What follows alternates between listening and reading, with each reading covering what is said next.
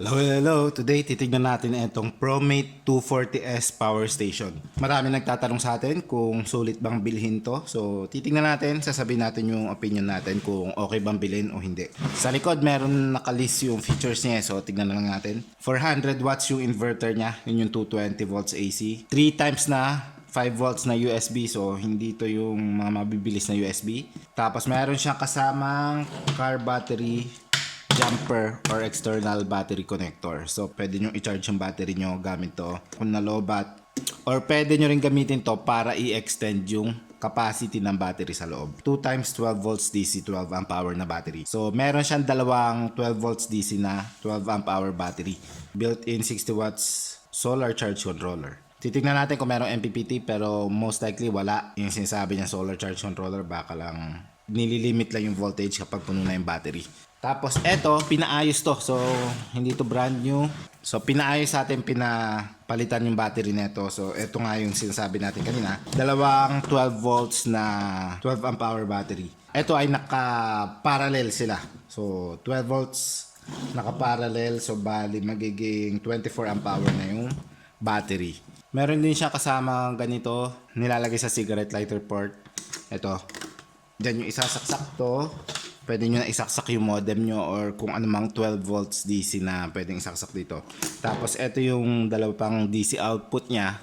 Pwedeng bulbs o 12 volts DC na fan ang isaksak dyan. Tapos may charger siya na kasama. 15 volts 2 amps lang. So, mabagal. Parang nasa 30 watts lang to. So, pag ito nga gamitin mo, mabagal. 30 watts lang. Tapos, nakalagay naman dito na max 60 watts yung solar. So, yung AC charging niya, dito mo ikakabit. Ayan. Tapos, medyo mas malaki yung connector nung sa solar natin. Parang sa Blue Yeti yan. Tapos dito kinakabit yung sa external battery or kung gusto nyo ikabit sa sasakyan. Ayan. Tapos dito may LED light. Ayan. Hindi naman siya kalakasan. Parang medyo maliit lang na flashlight siya. Tapos USB. Check natin USB. Ayan. Mabagal lang na USB. So 5 volts, 2 amps yung maximum nito. Tapos ito yung display niya. So, makikita mo yung AC output natin, 218 volts. Tapos, press mo ulit, makikita yung hertz, 62 hertz. Wattage. So, nakikita ba yung wattage kapag may sinaksak tayo? Check natin yun mamaya. Okay, check na natin ngayon. 107 watts dito. 106 dito, 105. Medyo accurate naman. Okay.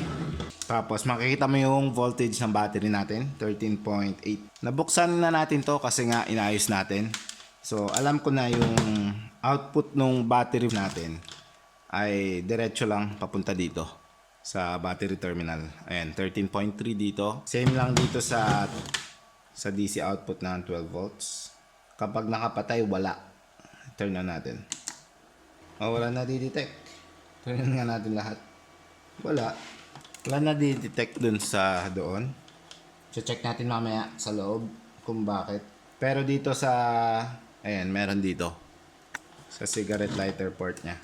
Next, i-check natin kung pure sine wave. I think modified sine wave to. Ang pure sine wave ay ganito. So Meralco yan. Check natin output nito.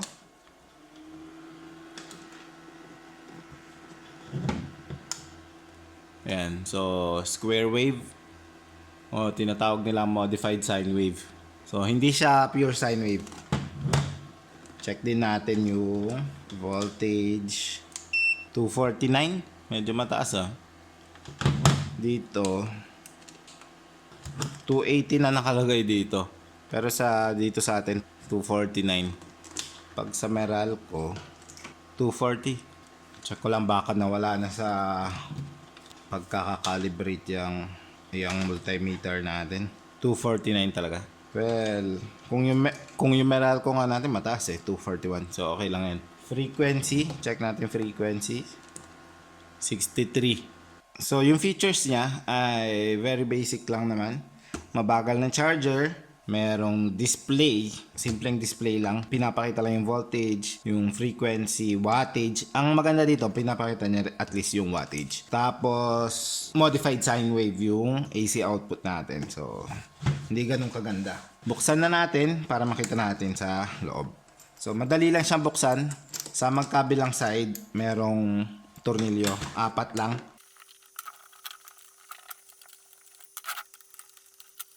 Buksan lang natin bago natin siya i-overload.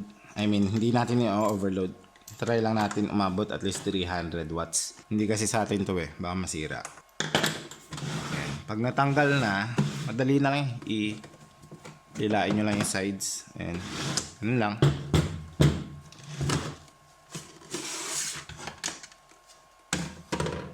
So, hindi na siya stock kasi pinalitan natin yung battery.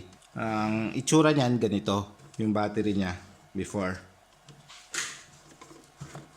Ito yung inverter niya. Maliit lang for 400 watt na inverter. Parang 200. Pero kung modified kasi, kung minsan kahit ganyan, kaya niya yung 400. Pero maliit siya. Maliit lang yung inverter. Tapos yung display natin, ito.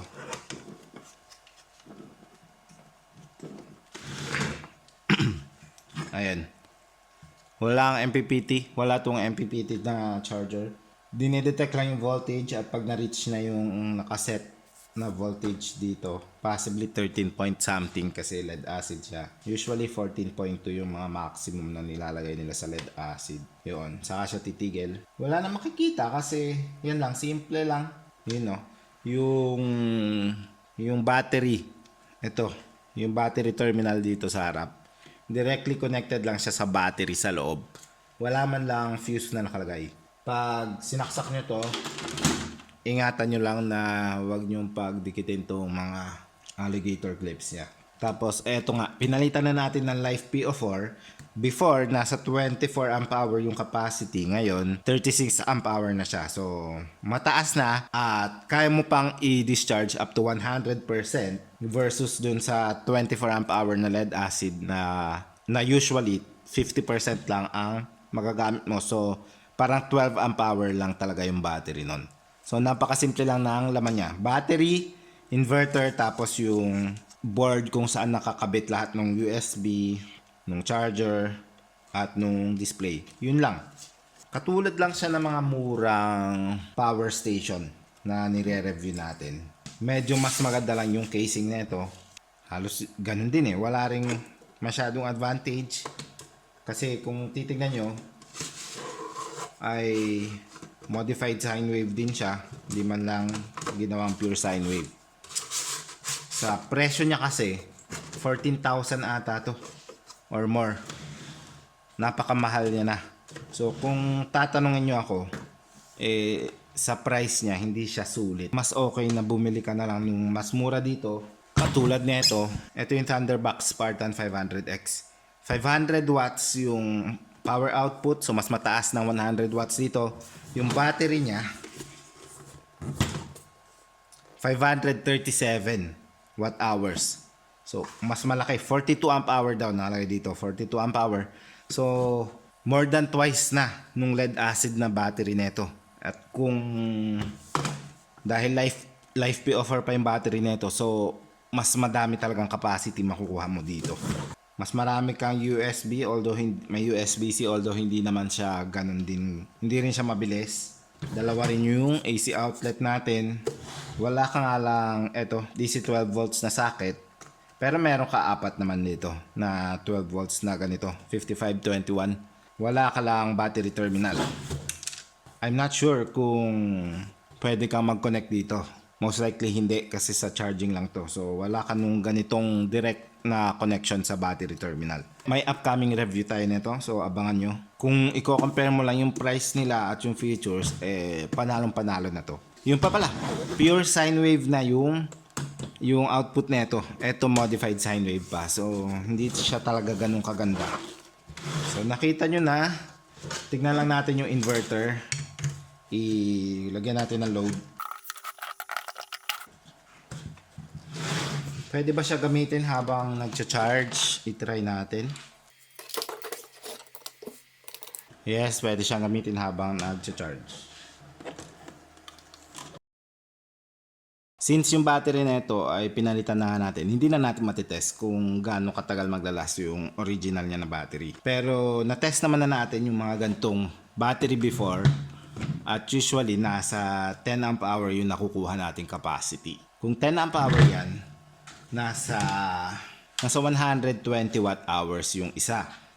Dalawa yung nakalagay nito, 240 watt hours yun. Medyo okay na rin, 240. Parang katumbas niya yung mga maliliit na power station. Saan ba yun? Yung ganito. So, ang presyo nito nasa 5,000 to 7,000 depende kung may naka-sale. So, parang half lang yung price niya. Pero yung battery capacity halos pareho na. Life PO4 na to. And since lead acid to, usually kalahati lang talaga yung makukuha nyo dapat dyan. Mga nasa 144 watt hours lang talaga yung dapat na gamitin nyo. Dahil kapag lagi nyo sinasagad, mabilis nga masisira tong battery na lead acid. Kaya dapat kalahati lang yung ginagamit nyo, which is yun nga. Mas konti tapos super bigat na. Ito halos parang mas mabigat pa tong battery na to kaysa dito sa power station na to. Dalawa yan. So mabigat. Yung 144 watt hours, gaano katagal yun? Sa ganitong bulb na 100 watts, more than 1 hour lang itatagal niya. So, ganun siya kabilis. I-divide nyo lang yung watt hours sa total wattage ng isasaksak nyo. So, yun nga. 144 watt hours divided by 100 watts, nasa 1.4. So, mga nasa 1 hour and 30 minutes yung itatagal niya.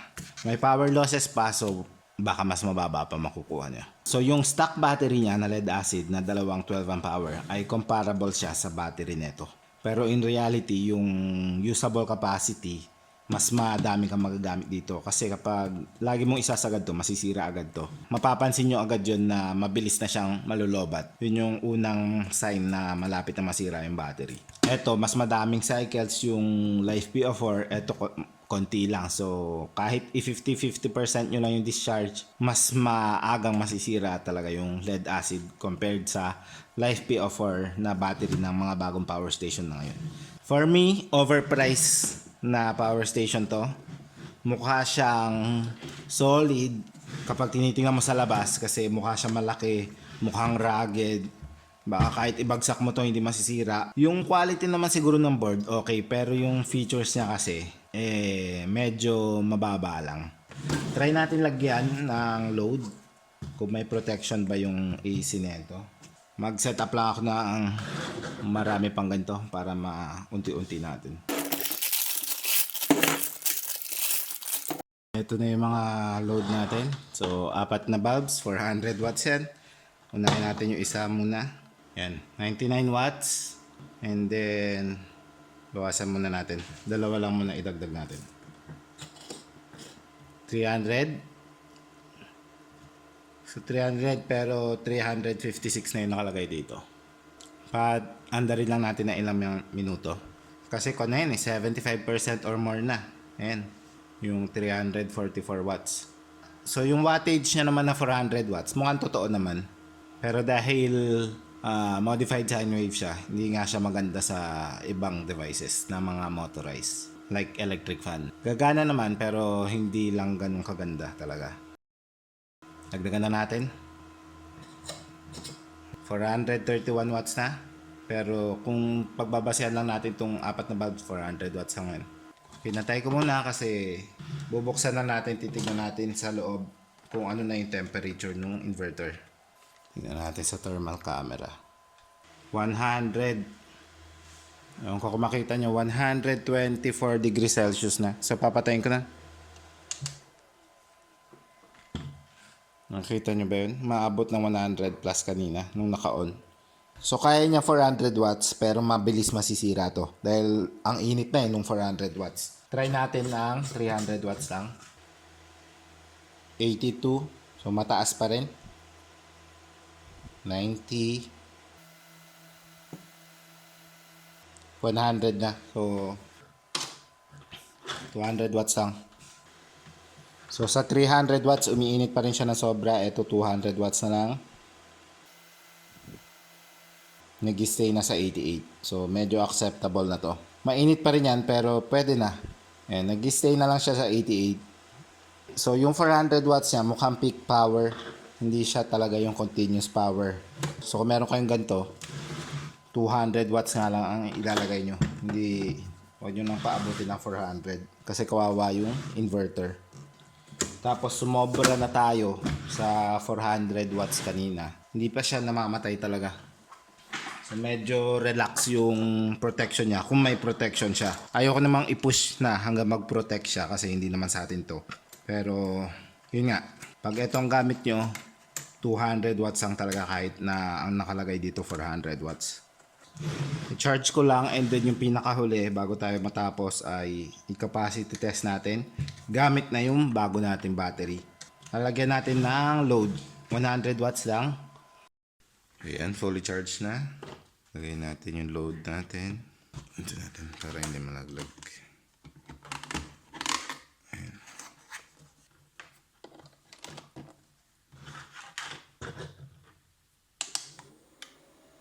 Ayan. Nag-start na. Tanggalin natin yung charger. And then, hitayin natin, mamatay lang to. Ayan, empty na. Check natin kung ilan yung nakuha natin. Nagte-turn on pa ba? Hindi na. Check natin mamaya kung ano yung voltage niya.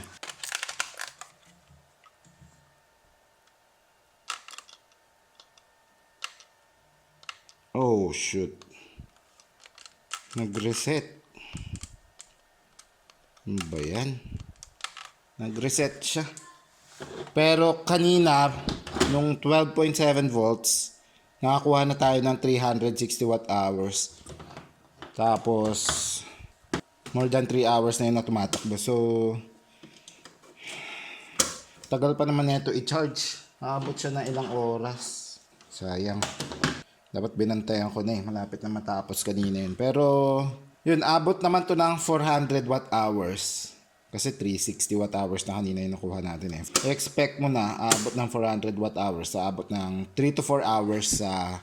more than 3 hours sa 100 watts na load. Kung yung stock battery nito, mga 1 to 2 hours lang. Ito, 3 to 4. So, almost twice na yung capacity niya. Yung 2 hours pa nun sa stock battery, yun yung 0% na, which is hindi na maganda sa battery nyo. Masisira agad yun. So, kapag stock battery, more than 1 hour lang yung itatagal niya. Tapos, magaan na siya. Ayan o, kayang-kaya ng buhatin ng isang kamay. Kung may time pa tayo, ay uulitin ko yung test. Kaso, gusto ko na ibalik kasi nagkakaroon na ng rotational brownout. So, sayang naman. Pwede na nilang gamitin to. I-charge ko lang and then pwede na siguro nating ibalik sa may-ari. I-check ko lang yung voltage ng battery kung anong voltage ba siya namatay. 1.2 na lang yung nakalagay dito and 1.2 kasi mukhang natulog na yung BMS ng battery. Magte-turn on pa ba? Ako po ayaw mag-turn on. Ayan, nag-charge na. Tapos, voltage natin 11.4. Tignan natin. Pag wala yung charger. Ayan, 11.4.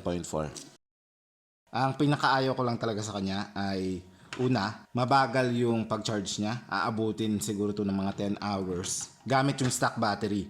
At dahil pinalitan na natin siya ng battery ngayon, mas matagal na rin siyang i-charge gamit yung stock na charger niya. Aabutin siguro ng mga 15 to 16 hours bago mapuno to. So, super tagal talaga. At modified sine wave yung output. And maingay siya. Pakinggan nyo to. Hindi ko usually sinasabi na maingay ang power station kahit na may naririnig akong fan. Pero eto, naingayan talaga ako. Ewan ko kung bakit, dahil baka siguro dahil yung plastic na casing niya mas nagva-vibrate yung sound sa loob. Sa lahat ng power station na tinest ko, eto lang talaga ako naingayan. So, yun lang naman yung mga ayaw ko talaga sa power station na to. Pero based sa test natin, okay pa rin naman. Nag-perform pa rin naman siya. Siguro ang okay lang dito, madaling buksan, madaling ayusin kung nagka-problema, tapos madali rin palitan yung battery. Like ito, pwede mo i-upgrade. Pero napakamahal niya sa specs niya na may ibang power station na life P04 na agad yung battery, mas mura pa sa kanya. So, ayun po. Pag may katanungan pa kayo, leave lang po kayo ng comment below. Don't forget to like and subscribe. And I will see you again next time. Bye! Yung ginawa pala natin pagpalit ng battery nito, nandito, kung gusto nyo panoorin.